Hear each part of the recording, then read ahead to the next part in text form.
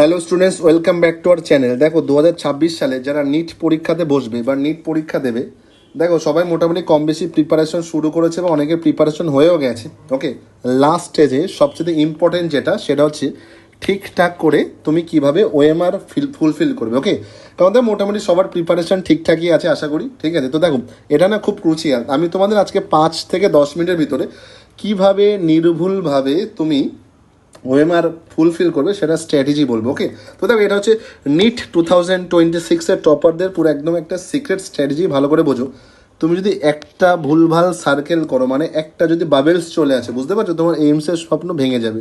2021 এমন একটা একজনের সাথে হয়েছিল, এক্সপেক্টেড মার্কস না সে প্রায় 700-এর কাছাকাছি পেতো, বাট একটা বাবেলস এসেছিল বলে অ্যাকচুয়াল না 400 স্কোর হয়েছিল। আর একখানা ওএমআর এর ঠিকঠাক আনসার না আসার জন্য, মানে একটা ভুল আনসার আসার জন্য তার না একটা বছর পুরো নষ্ট হয়েছিল, পুরো একটা বছর আবারও হার্ড ওয়ার্ক করতে হয়েছিল। দেখো এখানে আমি 5টা ওএমআর এর মানে মেথডের কথা বলবো যেটা মোটামুটি ম্যাক্সিমাম জন ফলো করে। এক হচ্ছে the end game, solve bubble and repeat, subject by subject, তারপর হচ্ছে 4x4 গ্রিড, আর হচ্ছে তোমার পেজ পাগলু যেটা হবে, ঠিক আছে, মানে পেজ ম্যাট যেটা, সেটার কথা বলবো। মানে মোটামুটি খারাপ থেকে সেটা অবধি বলবো। দেখো সবচাইতে বাজে যেটা, সবচেয়ে বাজে বাজে বাজে যেটা ম্যাক্সিমাম স্টুডেন্ট করে থাকে সেটা হচ্ছে এন্ড গেম। এন্ড গেম মানে ব্যাপারটা হলো পুরো পেপার সলভ করে নেয়, তারপরে না ওএমআরে জাস্ট সার্কেল করা শুরু করে দেয়। বাট এরম করতে করতে না অনেক সময় দেখা যায় ঠিকঠাক টাইমে না তোমার মানে পুরোপুরি আনসার কিন্তু তার সব জানা সলভ করছে, বাট ঠিকঠাক পুরো কোশ্চেনে যে আনসারগুলো না ওএমআরে পুরো ফুলফিল করে আসতে পায়নি। ব্যাপারটা এমন হবে, সুইজারল্যান্ড ট্রিপের জন্য সব কিছু করেছে, শপিং করেছে, পাসপোর্ট ভিসা সব রেডি, এয়ারপোর্টে পৌঁছে গিয়ে না মাত্র 5 মিনিটের জন্য ফ্লাইট মিস করেছে, এমনই হয়। ওকে, এটা খুবই বাজে।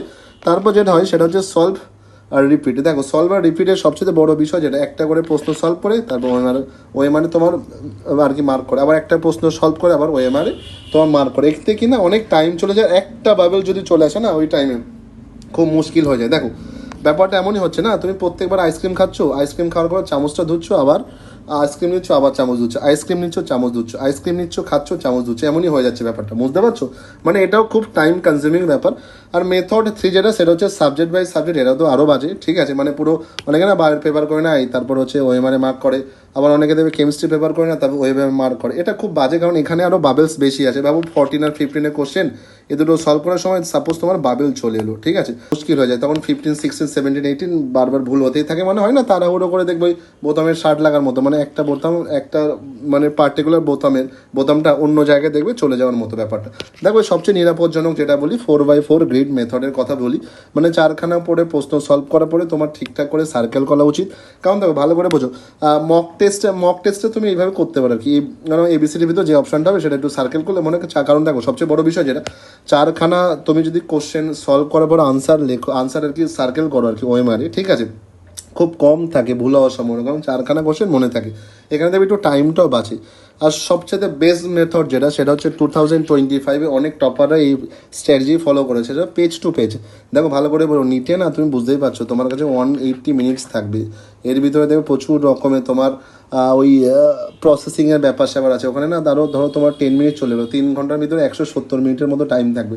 তুমি ভাবো না পেজ উল্টাতে ধরো এক পেজ থেকে অন্য পেজ চলে গেলে, ঠিক আছে, এরকম করতে না প্রশ্ন তো বুঝতেই পারছো তোমার হচ্ছে অনেকগুলো পেজ থাকে, তো একটা পেজ থেকে অন্য পেজে যদি উল্টাতে গিয়ে না তুমি যদি না তোমার ধরো জাস্ট 2 সেকেন্ড টাইম লাগলো, বা ধরো 2 সেকেন্ড টাইম লাগলো, এবার ভাবে না তুমি 30 বার যদি উল্টানো তাও 60 সেকেন্ড চলে যাবে, তাও 1 মিনিটে না জানো তো তোমরা কতগুলো কোশ্চেন সলভ করা যায়। অ্যাটলিস্ট বায়োতে 3-4খানা, কেমিস্ট্রিতে 1-2 কোশ্চেন আরামসে সলভ করা যায়। ওকে, আর একটা বা দুটো কোশ্চেনের জন্য জানো র্যাঙ্ক কোথা থেকে কোথায় ডিফারেন্স চলে আসে। তো মেন ব্যাপার যেটা সবসময় বড় বিষয় যেটা সেটা হচ্ছে, দেখো তোমার যে পেজ থাকবে, ঠিক আছে, সেই পেজে সব কটা কোশ্চেন সলভ করার পরে তুমি পুরো পেজে যা আসবে সবগুলোকে একসাথে মার্ক করে দেবে। ওকে, তারপরে অন্য পেজ উল্টাও, ঠিক আছে। দেখো এতে বারবার পাটা উল্টানোর জন্য যে সময় থাকে না, সেই সময়টা মোটামুটি বেঁচে যায়। তো দেখো আমি ইন শর্ট বলে দিয়েছি, এন্ড গেম মেথড ইউজ করা উচিত না, ঠিক আছে, এখানে প্রচুর ভুল হয় আর কি। এটা তো আমি একদম রেকমেন্ড করি না। বাবেল যেটা মানে সলভ করো তারপর বাবেল করো, সলভ করো বাবেল করো, মানে সলভ করো তারপর তুমি ফুলফিল করো, এটা খুবই বাজে, এটা খুব স্লো প্রসেস, এটাও আমি রেকমেন্ড করি না। সাবজেক্ট ভিত্তিক তাও ঠিকঠাক আছে কিছুটা, ঠিক আছে, তাও এটা উচিত না, কারণ এটাও তোমার টাইম আর কি কনজিউম করেন প্রচুর।